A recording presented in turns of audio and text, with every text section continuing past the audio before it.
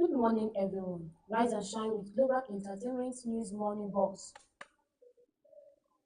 I am your host, Busola, ready to kickstart your day with all the fresh news and stories. And right here with me, bringing a whole spark to the studio is Bella. Okay, let's dive into today's headlines, fresh from the Punch and Daily Trust. Today's top story from the Punch: bandits feeding kidnapped babies to dogs. Zamfara reps alleged. A member of the House of Representatives from Zamfara State, Aminu Jaji, has decried the worsening security situation in his state, alleging that armed insurgents have degenerated to the point of feeding newborns in captivity to their dogs. Jaji, who represents Karu Namoda Bani Magaji Federal Constituent and is a member of the All Progressive Congress (APC), made the shocking revelation on Wednesday while addressing journalists at the National Assembly Complex, Abuja, narrating the ordeal of residents in his constituency. The visible distressed lawmaker said a pregnant woman was adopted. She gave birth to a set of twins in captivity. Then the leader of the bandits took the twins and threw them at his dogs. The dog ate them up one after the other.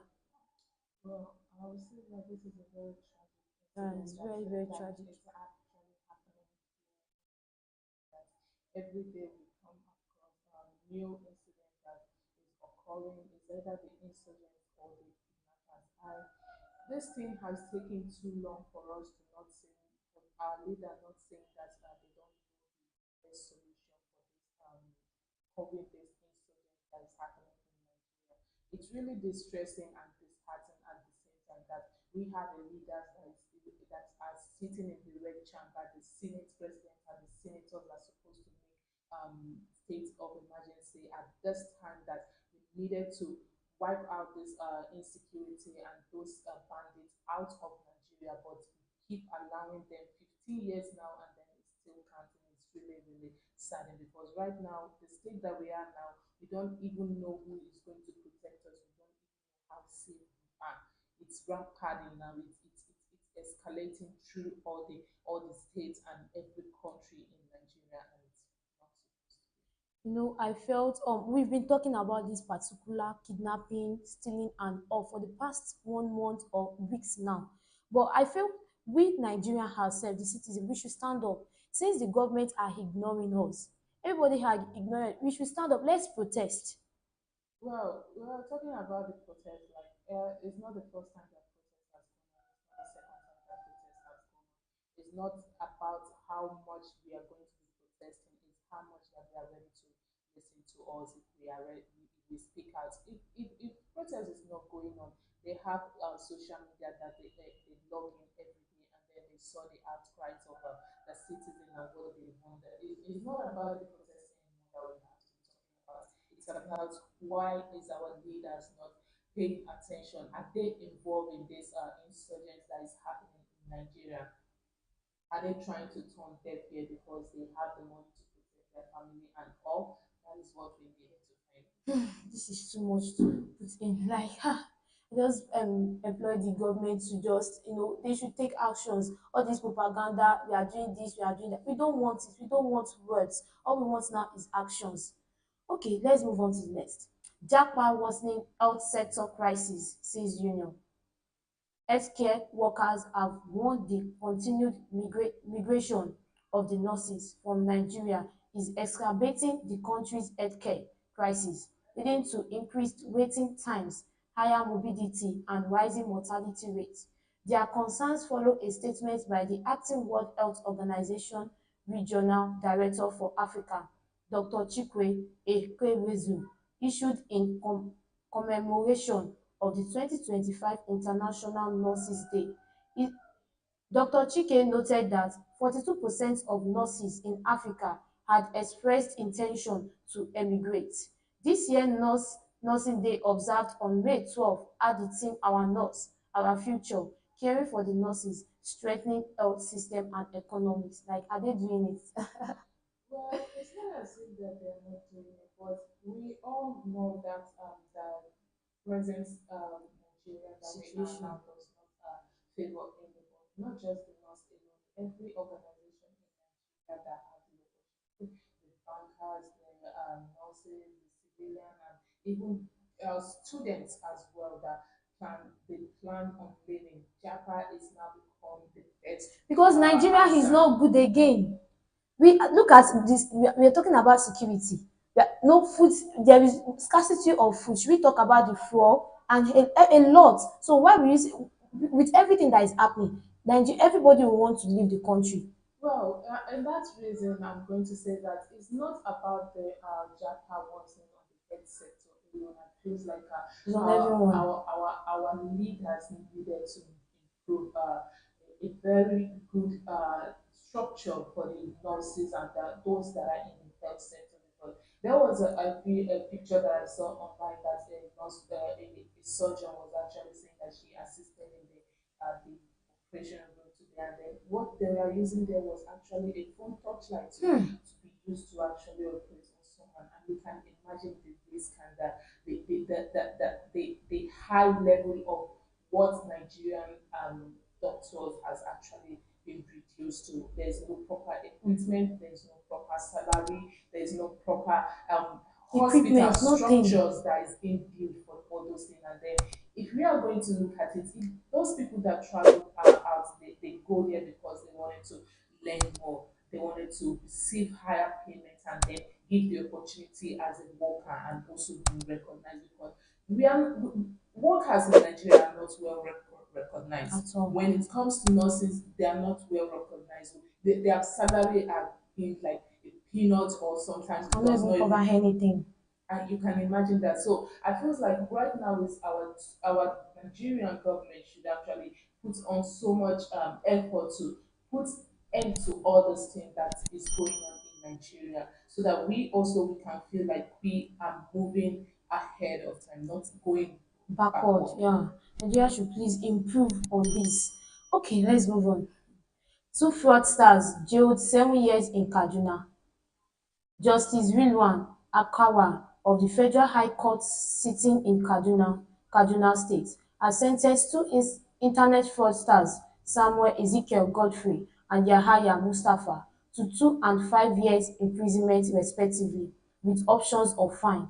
Godfrey was given a 2 year jail term with an option of 500,000 naira, while Mustapha received a 5 year sen ten ce with an option to pay 300,000 naira. Both were convicted on separate one-count charges brought against them by the Kaduna Zonal Command of the Economic and Financial Crime Commission, bordering on a criminal impersonation, cybercrime and money laundering. Godfrey, who used the Alice Dixon Kelvin, was found guilty of using a fake Facebook identity to fraudulently obtain 191,580 naira in Bida, Niger State in 2025. Well, I was still going to stand on this one that yeah, even though criminal of cyber crime is a crime in Nigeria, I feels like this sentence is a bit too much, and then the fine 500,000 and 300,000 naira is like you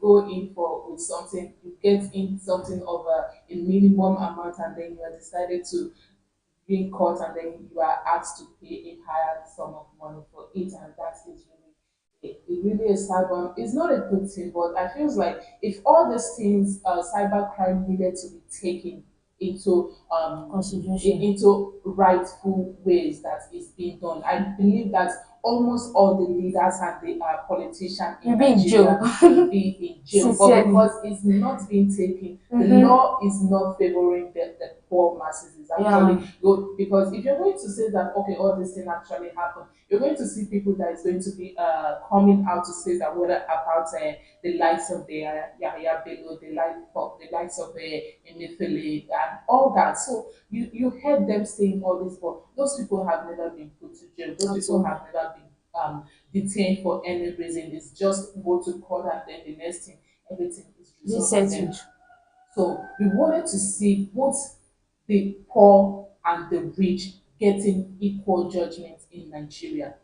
If it's not going to be like that, then you're going to see more people that is going to be ready to risk other people's life to make sure they make the higher money so that they will be above the law.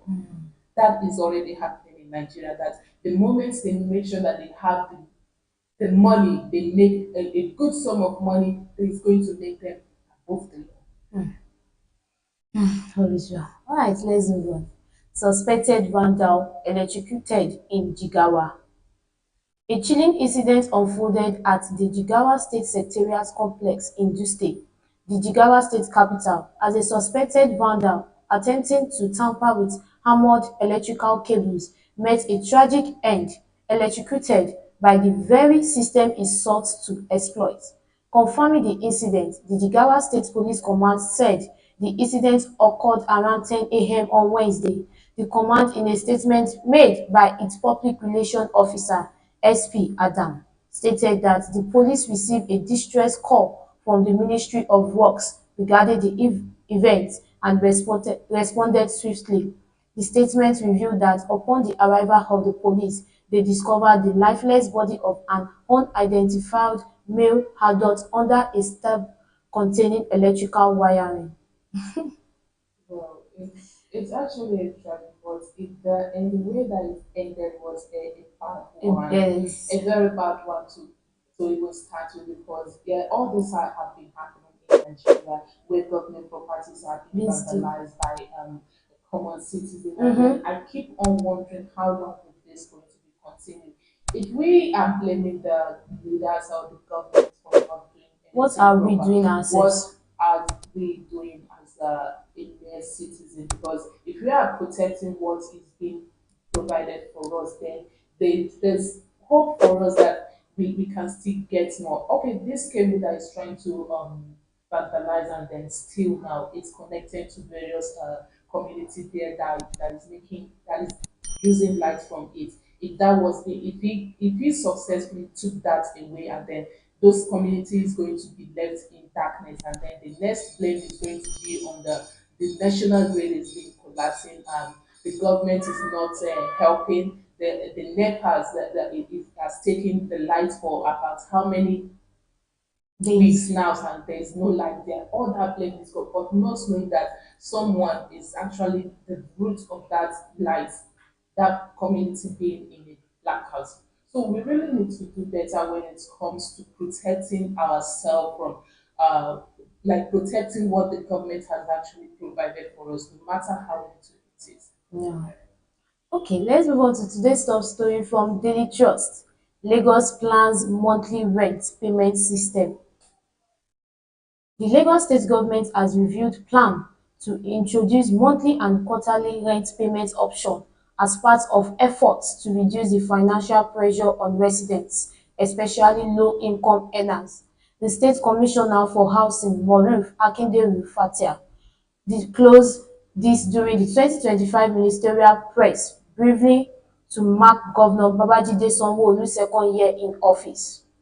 Akinderu Fatai said the planned policy is a continuation of the state's drive to make housing more accessible and affordable. He recalled the government's earlier rent-to-own scheme, which allowed beneficiaries to make a 5% initial payment and spread the balance over 10 years. That initiative was well received, and its success encouraged us to explore new ways to reduce the pressure of yearly rent payments. I would say that is It's a good one, actually yeah. is a good one because if you look at it in Lagos when it comes to house renting, you're going to have the agent and the landlord, and then when it comes to all those process going through the agent is willing to is going to collect a 50% of the amount of the rent that you're going to be paying, and it's really a sad one. So it's really a good step that if an agent can actually be scraped out of this housing of a thing so that tenants and landlord can meet face to face and discuss some of this payments of rent and all that it can make easy because I actually noticed that in this process of when a tenant meets an agent and then he wanted to whenever the agent discuss with the landlord and then the landlord give a price, the agent decided to add its own money to it so that it can collect and at the same time the caretaker and all that no one is ready to actually work with integrity and then be transparent when it comes to all this. Everybody wanted to exhaust the order. So far, you are the one that is in need. I have the right to exhaust you. That is not supposed to be a right. It's a criminal offense. So I feel like those things needed to be scraped out by the Lagos state government so that there can be a mutual transparency. If you find out that the landlord is actually cheating you, well, you can't say that the landlord is cheating you. It's what he puts there, but going through an agent and then agent collecting the payment, the amount from the landlord, and then adding his own is really exhausting. So all these agents and should be scraped out. Yeah, and I wish this is not just merely words, merely And mouth. They should put it into use and they should take actions on this.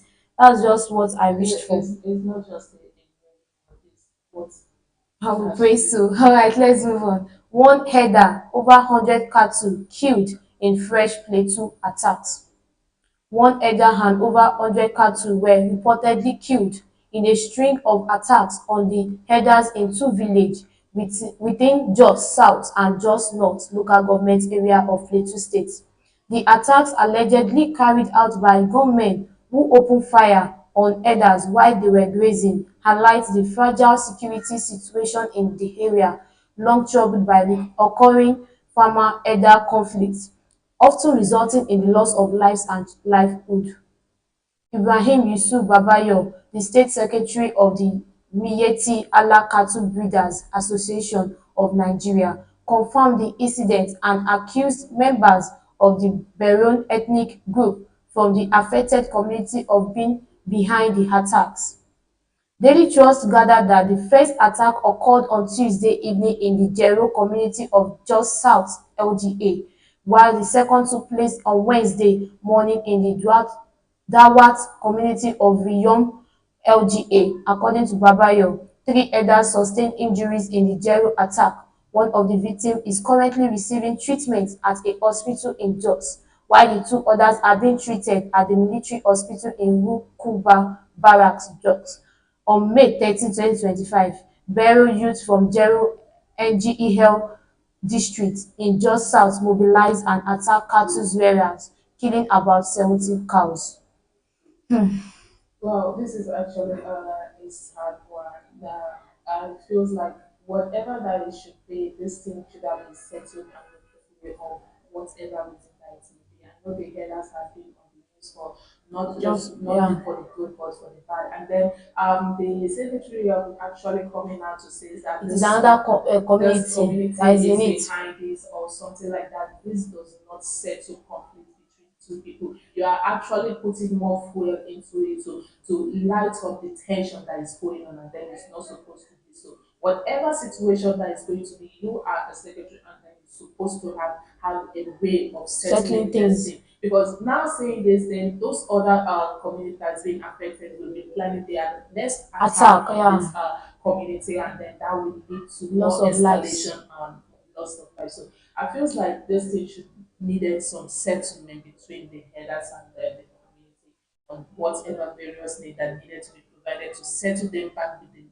of their loss of cow. Life cannot be paid no matter the amount of it, but the loss of cattle that was being lost, if there's any way that can be paid for that, Yeah, then I just implore the community to be patient with each other because you killing yourself, you fighting back, it will lead to loss of lives. The more the loss of lives, the more the loss of cattle, and to you, to everyone, it is you are losing, not as if you are gaining. So they should just settle this amicably, and everyone should go in peace. Okay, let's move on. Why I went back to robbery after serving jail terms, says suspect. A 28-year-old ex-convict, Olayinka Oluwaseyi, arrested for robbing motorists talks in traffic jam, has confessed that he went back to crime for lack of work to do. The suspect, who was rearrested after 3 months after he came out of prison, claimed that he wanted to stay away from crime but was compelled to go back as a result of hunger. I wouldn't have gone back into robbery if I had something to do, no matter how small. I had no job to go back to when I came out of prison.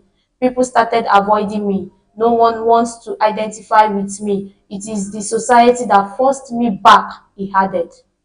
Olayinka was arrested on May 13, 2025, while attempting to rob a male motorist on Mile 12 Bridge, Lagos. Lagos State Police Public Relations Officer CPS Benjamin Hundeyin confirmed his arrest, saying he was sighted trying to dispose his victim of his belongings around 1:30 am. Hundeyin said his swift arrest was made possible by the timely intervention of the patrol team. This is That bad. is the tragic of every COVID, ex-convict whenever they yes. are being released from their trial, they are served their jail term, and then they are being released. That is the tragic one. And then coming out from a prison, and then you don't have anything to do. It's going to feel like maybe The world has ended. yeah, it's not even about the word as well. It's going to be like, what have I been doing to bring food to my table, maybe? And it's going to be a crime because when you're being caught again, is the chance of you serving a jail term is going to be very slim. You're going to spend the rest of your life in Life. prison, and then there's not going to be a pardon about it because what they expect you to have at least learned your lesson and then turn a new leaf. But you being caught again is really bad. But the situation that we are right now in Nigeria is very, very hard to actually get a job when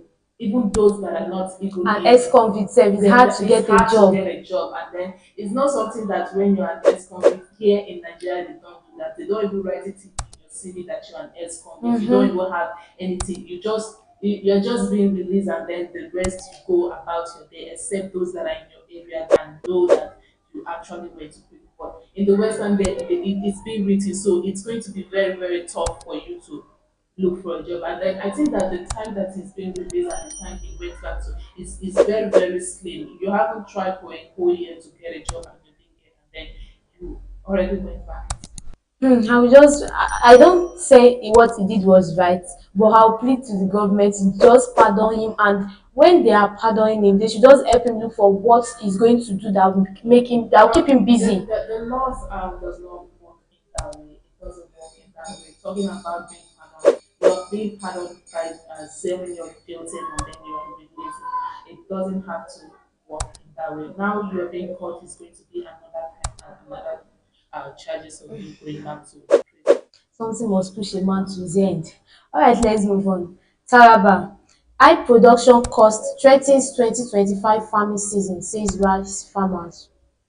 The Taraba State Chairman of the Rice Farmer Association of Nigeria (RIFAN), Tanko Bobo Andami, was warned that high production costs and falling crops price may significantly reduce farming activities this season. He said dry season farmers incurred huge losses due to inflated cost of fuel, fertilizers and labour, compound with the drastic drop in paddy rice price from 50,000 naira to 33,000 naira per tonne. Farmers paid over 1,500 naira per litre for petrol. This, combined with poor government support, has discouraged many from preparing for the wet season, Andami said.